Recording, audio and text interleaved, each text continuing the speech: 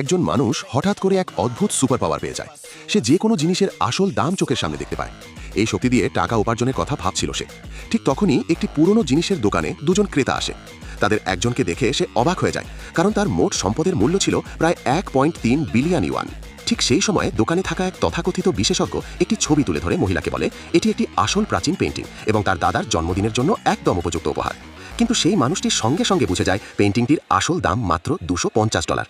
এটা শুনে সবাই হতবাক হয়ে যায়। দোকানদার দেখে যে তার বড় লাভের চুক্তি ভেস্তে যাচ্ছে, তাই সে তাড়াতাড়ি বলে দেয় লোকটি নাকি মাথায় আঘাত পাওয়ার কারণে পাগল হয়ে গেছে।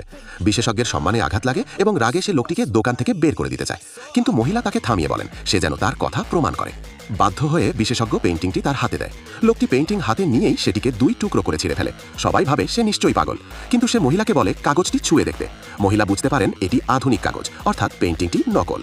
রাগে মহিলা বিশেষজ্ঞকে ধমক দেন এবং সে চুপ হয়ে যায়। নিজের সম্মান ফেরাতে বিশেষজ্ঞ লোকটিকে চ্যালেঞ্জ করে। দুজন দোকান থেকে একটি করে জিনিস বেছে নেবে। যার জিনিসের দাম বেশি হবে সে জিতবে, হারলে সেই ব্যক্তি চিরতরে এই কাজ ছেড়ে দেবে। লোকটি আত্মবিশ্বাসের সঙ্গে চ্যালেঞ্জ গ্রহণ করে। দোকান ঘুরে সে একটি দেখতে সাধারণ কিন্তু ভীষণ দামি বুদ্ধ মূর্তি বেছে নেয়। মূর্তিটি দেখেই বিশেষজ্ঞ হাসতে শুরু করে এবং বলে এটা নকল। দোকানদারও তাই ভাবছিল। ঠিক তখনই লোকটি হঠাৎ মূর্তির বাইরের মাটির স্তর ভেঙে ফেলে। ভেতর থেকে ঝলমল করে বেরিয়ে আসে খাঁটি জেট পাথরে খোদাই করা বুদ্ধ মূর্তি। প্রাচীন জেট মূর্তির বাজার দর অনুযায়ী এর দাম কমপক্ষে $2 কোটি।